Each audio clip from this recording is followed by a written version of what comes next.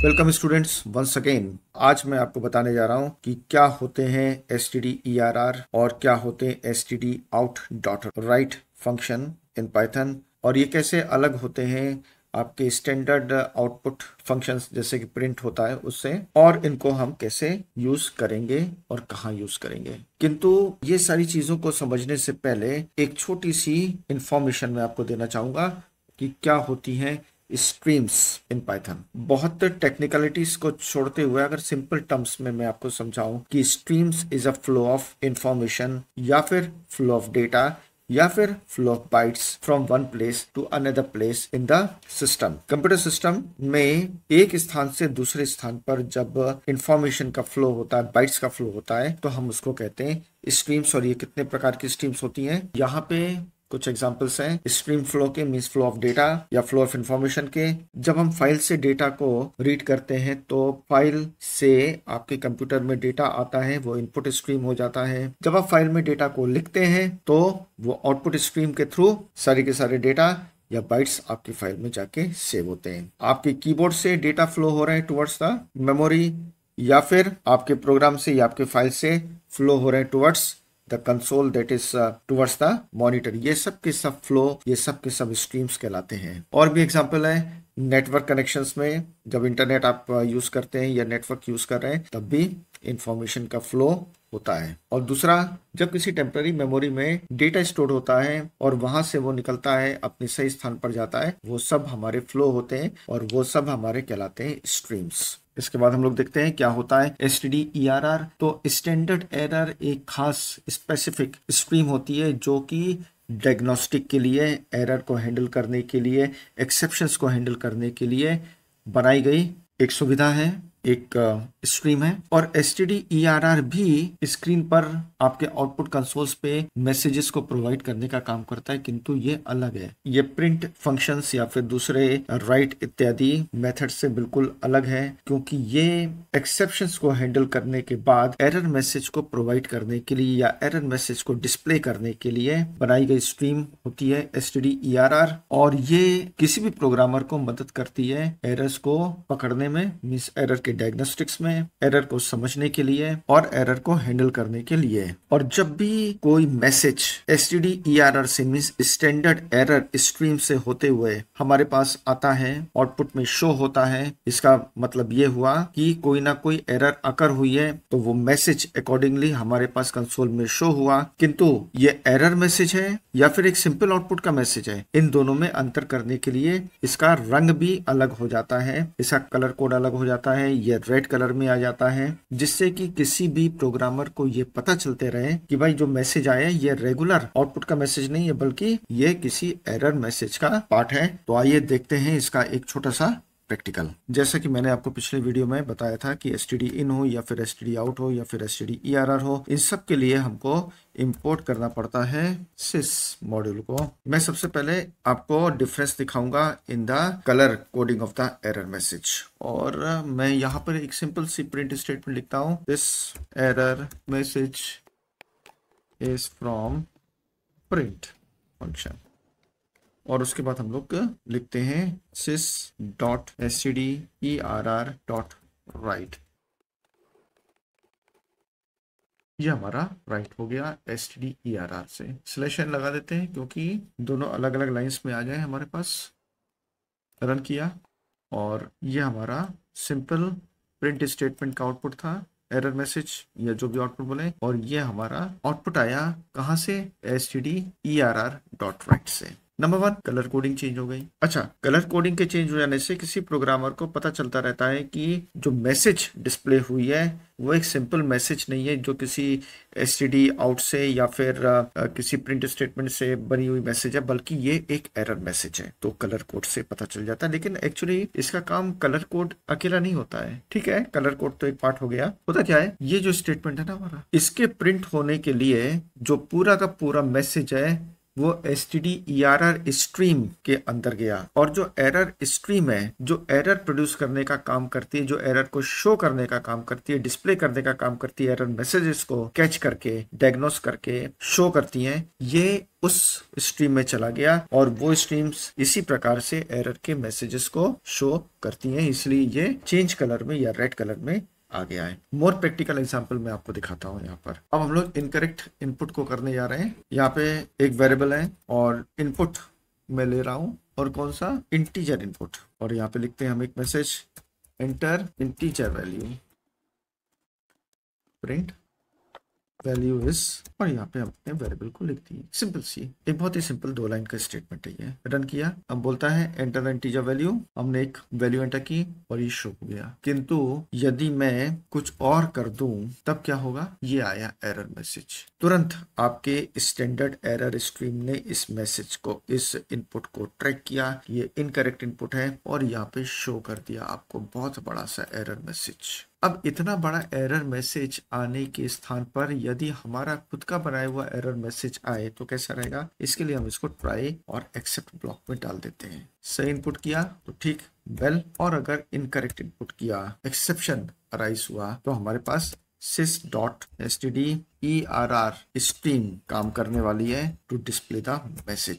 और अगर कोई हाई-फाई मैसेज डालना चाहते हैं तो हम लिख सकते हैं डेटा टाइप मिसमैच इन, और डेटा टाइप भी नहीं, थोड़ा सा और शॉर्ट करते हैं इसको हम लोग, टाइप मिसमैच इन, थोड़ा सा प्रोफेशनल, टाइप मिसमैच इन इनपुट, ये थोड़ा सा ज्यादा प्रोफेशनल लगेगा message. Enter the integer value कर दिए, कोई दिक्कत नहीं है, आराम से ये इंटीजर चाहिए था, इंटीजर उसको मिल गया। किंतु जब इसको इंटीजर नहीं मिला तब क्या हुआ, इतना लंबा चौड़ा एरर मैसेज की बजाय हमारा खुद का ये एरर मैसेज यहाँ पे आ गया। हमारे एक्सेप्ट ब्लॉक ने इस एरर को कैच किया और भेज दिया स्टैंडर्ड एरर स्ट्रीम को, और उसने हमारे इस एरर मैसेज को डिस्प्ले कर दिया। कैसा रहा ये एग्जांपल, समझ में आ रहा है?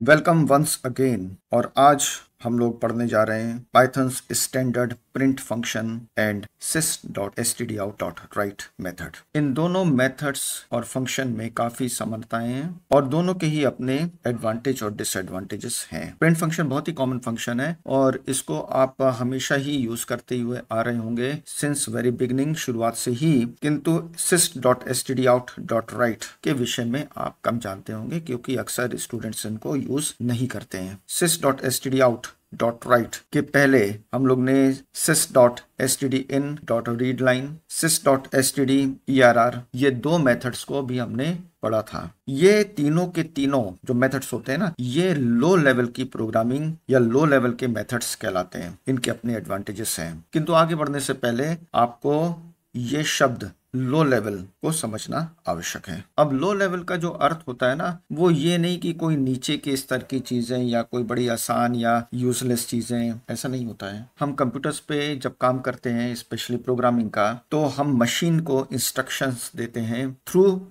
सम हाई लेवल प्रोग्रामिंग लैंग्वेज, और काम फाइनली कौन करता है? काम करता है मशीन। जो भी चीजें आपको आउटपुट के रूप में मिलती हैं, जो भी चीजें आप इनपुट में देते हो, जो भी प्रोसेसिंग होती है, वो फाइनली कर कौन रहा है? ये कर रहा है मशीन। और जो मशीन होती है, जिसको हम हार्डवेयर कहते हैं, उसके सबसे करीब अगर कोई चीज होती है तो वो होती है मशीन लैंग्वेज। अब यदि हम मशीन लैंग्वेज की बात करें, जो कि हार्डवेयर मींस आपके कंप्यूटर के सबसे करीब होती है, वो होते हैं 0-1 के फॉर्म में हमारे इंस्ट्रक्शंस। और ठीक मशीन लेवल के थोड़ा सा ऊपर, जैसा कि आप यहाँ पे डायग्राम में देख सकते हैं, होती है असेंबली लैंग्वेज, जो कि न्यूमेरिक्स और स्यूडो कोड में लिखी गई होती है। असेंबली लैंग्वेज के इंस्ट्रक्शंस को रन करने के लिए एक बहुत छोटा सा सॉफ्टवेयर होता है जिसको हम असेंबलर कहते हैं। इसलिए असेंबली लैंग्वेज को भी लो लेवल लैंग्वेज बोला जाता है और मशीन लैंग्वेज को भी लो लेवल लैंग्वेज बोला जाता है। लो का मतलब होता है कि हायरार्की में सबसे नीचे, मींस हार्डवेयर के सबसे करीब। तो हायरार्की में सबसे नीचे जो हुआ वो हार्डवेयर हुआ, और हार्डवेयर से डायरेक्ट इंटरेक्शन के लिए, हार्डवेयर को डायरेक्ट इंस्ट्रक्शंस देने के लिए यदि हमारे पास कोई चीज होती है, वो होती है मशीन लैंग्वेज और असेंबली लैंग्वेज। इसीलिए जो सिस मॉड्यूल के सारे मेथड्स होते हैं वो लो लो लेवल की रूटीन्स होते हैं, मींस वो मशीन के ज्यादा करीब होते हैं, ज्यादा नजदीक होते हैं इन कंपैरिजन टू दूसरे फंक्शंस जैसे कि प्रिंट इत्यादि। अब इस डायग्राम में आप देख सकते हैं कि जो हार्डवेयर है, हार्डवेयर के ऊपर मशीन लेवल की प्रोग्रामिंग मींस मशीन लैंग्वेज और असेंबली लैंग्वेज है। इसके ऊपर की लेयर जो होती है that is operating system. Operating system जैसे स्पेशली आपका विंडोज, यदि आप कंप्यूटर पे काम कर रहे हैं तो। और इस ऑपरेटिंग सिस्टम के ऊपर होते हैं आपके एप्लीकेशन सॉफ्टवेयर, जिसमें पाइथन का इंटरप्रेटर भी आता है और दूसरी लैंग्वेजेस के भी कंपाइलर इंटरप्रेटर्स आते हैं। अब यहां से आप देख सकते हैं कि यदि कोई इंस्ट्रक्शन हम इंग्लिश जैसे वर्ड्स में लिखते हैं हाई लेवल लैंग्वेज में, वो इतनी लेयर्स से होते हुए हार्डवेयर तक पहुंचता है और फिर हमारे पास इंफॉर्मेशन प्रोवाइड करता है और यहीं से ये सारे के सारे हमारे आउटपुट्स वापस भी आते हैं। इसका अर्थ ये हुआ कि जो भी आप लिख रहे हो हाई लेवल प्रोग्रामिंग लैंग्वेज में, वो सीधे सीधे डायरेक्ट हार्डवेयर को नहीं मिल रहा है, बल्कि वो ऑपरेटिंग सिस्टम से होते हुए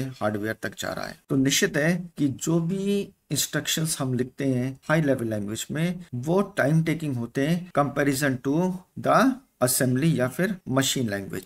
अब जो ज्यादा पास हुआ, जो ज्यादा नजदीक हुआ, वो ज्यादा तेज काम करेगा। ये तो बहुत ही सिंपल सी चीज है। यहाँ पे आप समझ सकते हैं कि जो भी लो लेवल की कोडिंग होती है वो हमेशा हायर लेवल की कोडिंग से फास्ट होती है एग्जीक्यूशन में। इसका मतलब है कि सिस मॉड्यूल के जितने भी मेथड्स वो हमेशा अपने एग्जीक्यूशन में फास्ट होंगे कंपैरिजन टू जो नॉर्मल फंक्शंस हम यूज करते हैं हाई लेवल लैंग्वेज के, किंतु इनकी भी अपनी लिमिटेशंस होती हैं और अपने डिसएडवांटेजेस भी होते हैं। तो फाइनली इस डायग्राम से आप समझ सकते हैं हमारे मींस यूजर और मशीन के बीच में कितनी लेयर्स बनी हुई हैं, चाहे वो मोबाइल फोन का ऑपरेटिंग सिस्टम से के थ्रू मोबाइल फोन के हार्डवेयर को हम एक्सेस करें या फिर कंप्यूटर में। तो यहाँ पर हैं आप और फिर होता है आपका एप्लीकेशन प्रोग्राम या फिर प्रोग्रामिंग लैंग्वेज के एप्लीकेशंस या फिर आपकी कोडिंग, वो मिलती है ऑपरेटिंग सिस्टम को और ऑपरेटिंग सिस्टम उसको कन्वर्ट करता है और देता है कंप्यूटर के हार्डवेयर को, और ठीक इसी रास्ते से हमारी इंफॉर्मेशन